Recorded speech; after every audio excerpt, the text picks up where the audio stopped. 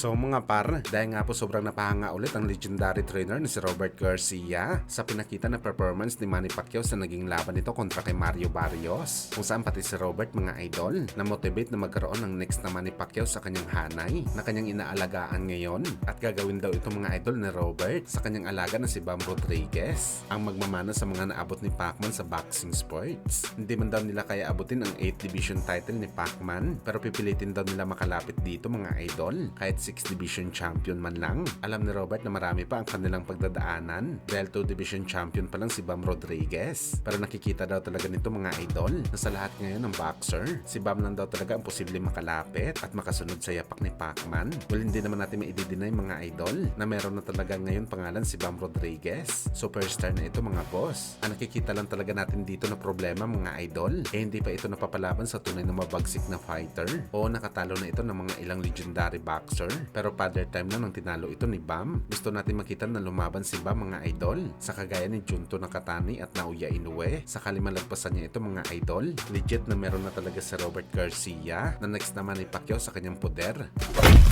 Samantala speaking kay Robert Garcia mga idol, ang kapatid nito na si Mikey Garcia nagbigay naman ng reaksyon sa potensyal na magiging laban ni Pacman kay Mayweather Jr. sa rematch. Ano niya mga idol? Tatalunin pa rin daw ng Mayweather si Pacman kagaya sa unang laban nila. Base ito sa nakita ni Mikey Boy sa naging galawan ni Pacman sa laban nito kontra kay Mario Barrios. Maski si Mikey Garcia mga idol, tiwala lang din na tatalunin nito si Pacman sa bakbakan. Well, nare-respeto natin ang desisyon at reaction ni Mikey Boy. Pero para sa atin mga idol, magandang performance talagang pinakita ni Pacman sa laban nito kay Barrios. Hands down talaga tayo doon. Mantakin nyo mga idol. 4 na taon na hindi napalaban si Pacman. 46 anyos. At halos 50 days mahigit lamang ang training nito. Bago nito mga idol, dumaan ito sa matinding stress sa politika. Tapos nakipagbakbakan sa prime na kampiyon si Barrios na isang 6-footer, magaling sa jab at mahaba ang kamay. Imagine na lang mga idol kung ano pa ang kayang gawin ni Pacman kung mapalaban ka agad ito sa October o di kaya November at focus ito sa training. Sa tingin nyo ba mga idol,